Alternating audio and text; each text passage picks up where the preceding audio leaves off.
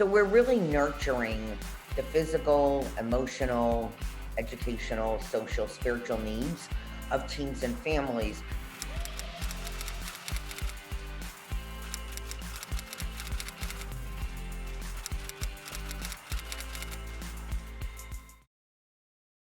Hey everyone, it is Christine XP. Welcome to the Brain XP community, and this is the Spotlight series. In today's episode, I sat down and chatted with Dr. Barbara Nosal, the founding clinical director of Newport Academy. Dr. Nosal has worked with teens and families in the field of mental health for over 25 years. She's going to share all about teen mental health, how Newport Academy is empowering and restoring families, and how you can become involved. So let's get right on into it. So can you tell us about yourself and why you entered the field of mental health for your work? Absolutely. So I changed careers about midlife and really wanting to do more meaningful work and wanted to feel I could make a difference in another person's life and also to be congruent. Really wanted to integrate what I was doing personally, into my professional life. And initially, I worked with substance use. That was my passion. And I quickly realized that substances were often the result of mental health issues and addressing the underlying issues, were really necessary in order for the person to continue in sobriety, and avoid relapse. So that really changed my focus from the more external manifestations of what was going on, and addressing those underlying issues. Gotcha, that's really cool. So, what is Newport Academy and what is your role at Newport Academy? Well, I'm the founding clinical director, which means that I developed our treatment program and clinical model, and also the chief clinical officer. And so I have been with Newport 12 years since before we opened. And our model is standardized across all of our programs. And so I'm really tasked with fidelity and integration of that model to provide the highest quality of services, regardless of where someone goes into treatment. We want them all to get the same services that Newport Academy, it's really reputation has been built upon. What are the different programs that Newport Academy has? So we are an evidence-based healing center. It's like as opposed to say rehab. Okay, really for teens struggling with mental health, trauma, other psychiatric diagnoses. So across the United States, we have residential programs as well as outpatient, which includes three levels of care. There's a day treatment, also known as partial hospitalization, and there's intensive outpatient programs, and then the outpatient level. And so we're very family focused. Working with teens and young adults, having the family involved is critical. Um, all of our programs are gender separate and individualized, and we integrate, clinical therapies, academic support, life skills, as well as experiential practices. So we're really nurturing the physical, emotional, educational, social, spiritual needs of teens and families. And our model is based on authentic connection. So it's a compassionate approach. Our clinical team has, years of experience and expertise in various areas that in different disciplines. And so our primary mission is to empower teens and young adults and restore families. Wow, that's so much support you guys offer. So, with the therapy services, can you give me a couple of examples of the types of therapy that you offer?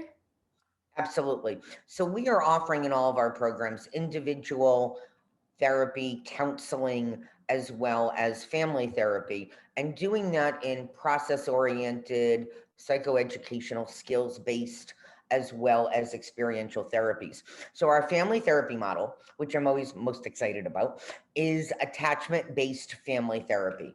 And ABFT is a model that was specifically designed for teens with depression and mental health issues, including suicidality.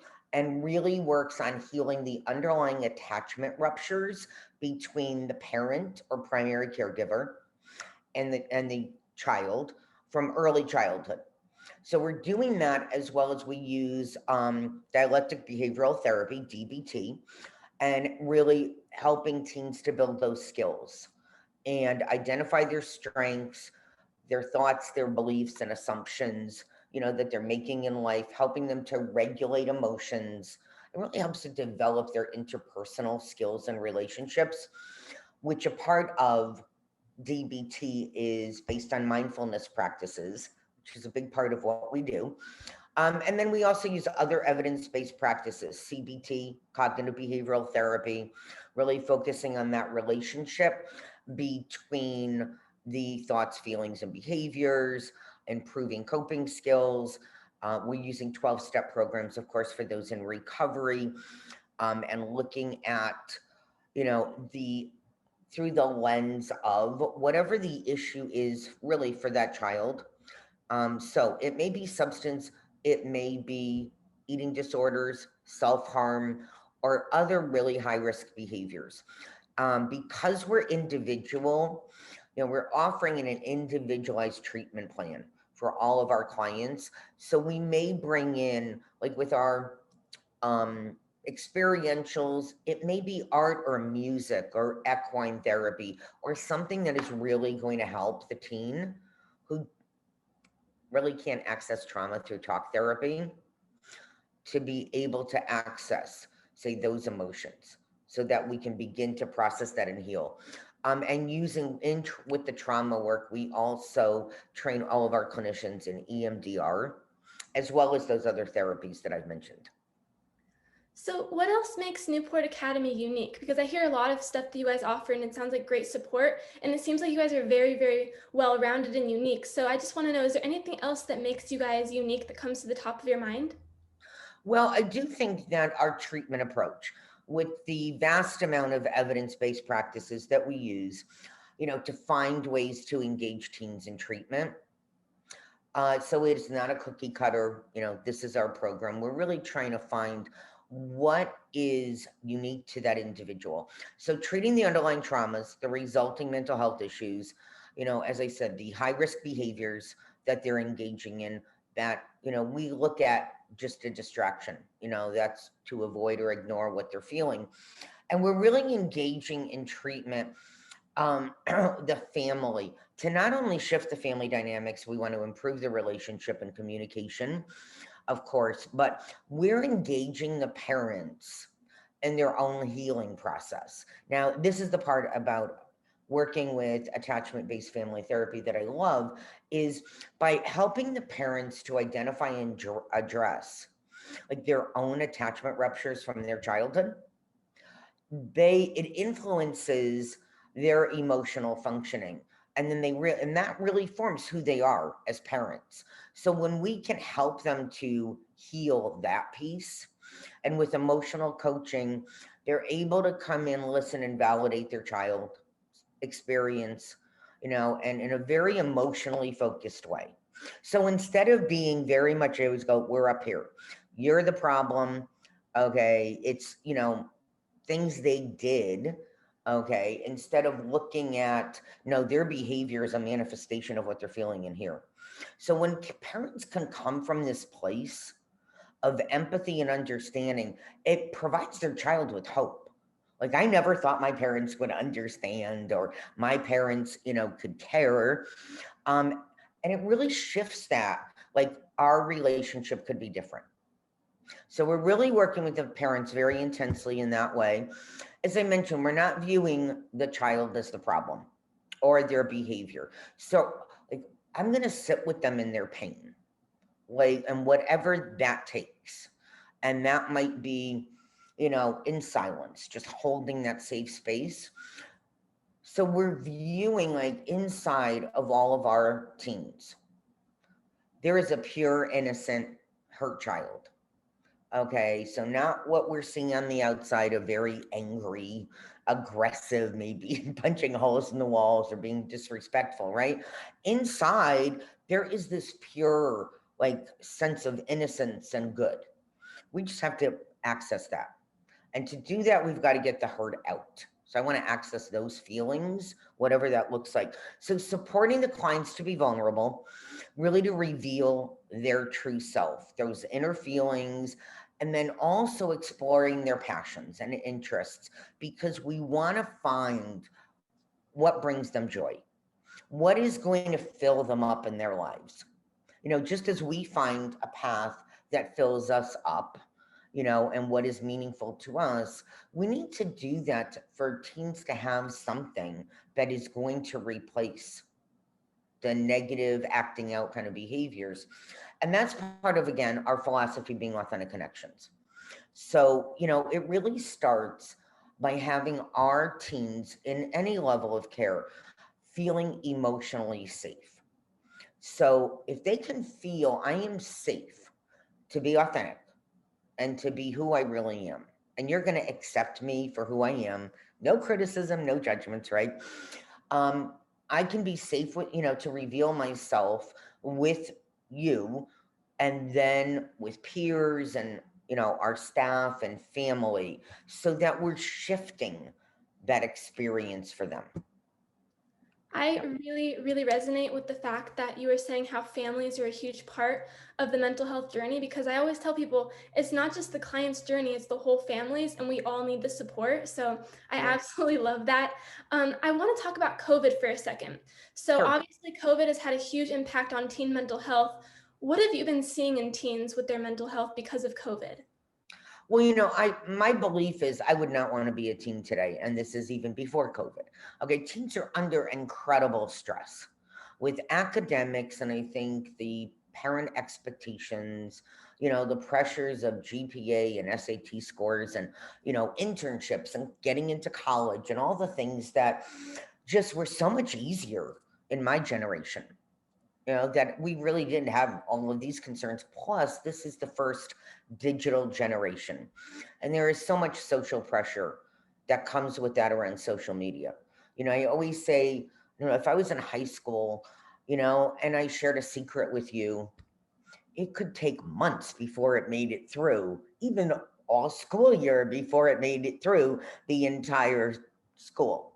Okay. And here today, we know something's on social media, and there's a permanent record of this that anyone can access immediately. Okay. And so there is so much pressure there. So here we are in COVID. And so I think the ongoing stress, the uncertainty, and the fear that COVID has created. I mean, for all of us, but particularly for teens, that it is so much more challenging, because this is a time where teens are socially developing.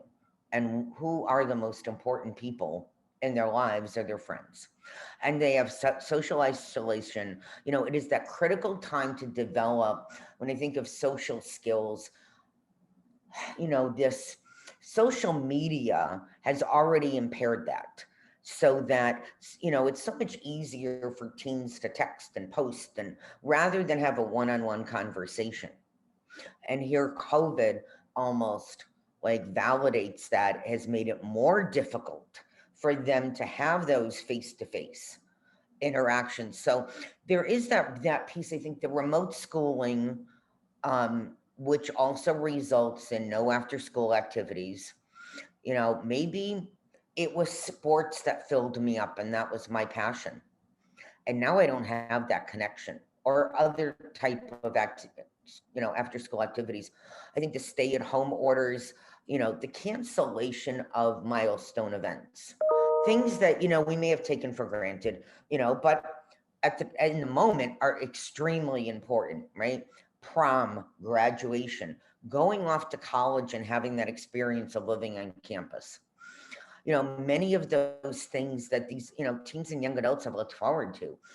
So, because of all of that, which has become, unfortunately, our experience for the last 10 months, is an increase in mental health issues, particularly depression and anxiety, much more isolation, which is the increase in self harm. Other self destructive behaviors like substance abuse has increased. We see such an increase in overdose deaths in the last year. Much of that I'm blaming on COVID. okay, because people are working or doing schooling at home, living in this virtual world, we see a much higher mental health acuity and that increase in self destructive behaviors, and also eating disorders. When I think of when we can do much of our work like we're doing right now virtually, right? However, looking at substance use treatment in eating disorder treatment is very challenging to do virtually. And so there is, um, if we're offering a lot of virtual services, there is, um, it impacts the relationship. And then some of what really, with especially those two diagnoses that I just mentioned, there are behavioral components that really need to be integrated that are missing virtually that make it more challenging to deliver those services. But I think also just that connection and building like new relationships. I don't think that teens going to a virtual 12-step meeting are going to develop that depth of relationship I can have of being on site, face to face with someone, who looks me in the eyes and says, I know how you're feeling. Like I've been there too. I'm here to support you. No, I'm not going to get that kind of experience virtually. Yeah. So, teens really, really need support right now in many different ways, and it seems that Newport Academy can provide a lot of that. So, can you tell me how can teens and their families find Newport Academy? How can they contact them? How about the admission process? Absolutely. And so, reaching out for help is really critical. And it is one of the things that I always say to parents, like, don't don't take anything for granted and really seek professional help. It is better to ask for support, seek professional help and then not accept it, but to always be prepared for that. And I always say the earlier the better. The earlier intervention, the better. And so, again, reaching out is critical. We have our website, newportacademy.com. Parents can call us at 877 929 5105. They can learn more about our programs and really see what might be right for them and their families. Our admissions process is very thorough, so we're going to ask a lot of questions. We want to make sure that we are, assessing what's going on within that family and how best we can serve them. What's the appropriate level of care? Because we do want to uh, have teens attend at the lowest level of care that is most appropriate, that's going to give them the support they need. And so we assess those family needs, and then, work with them on, what that transition may look like. Well, thank you so much for joining me today on this little virtual meeting. I know that the Brain XP community can benefit so much from what you've been saying, and I know that Newport Academy is an absolute amazing program place. So thank you so much. Thank you. It was really a pleasure speaking with you. Thank you. Thank you. All right, everyone, I am back. I hope you found this episode with Dr. Nosal helpful. If you go to the description box, you will find Newport Academy's contact info, website, and social media links. Please use their resources, reach out to them, and show them love on social media. Also, please give this video a big thumbs up and comment below what you found helpful.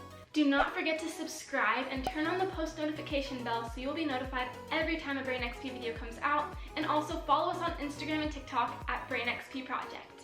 Thank you so much to Dr. Nosal for joining me in this episode in the Spotlight series. The episode does end here. I will be signing out. Always remember, stay positive, keep smiling, and I will see you in the next video.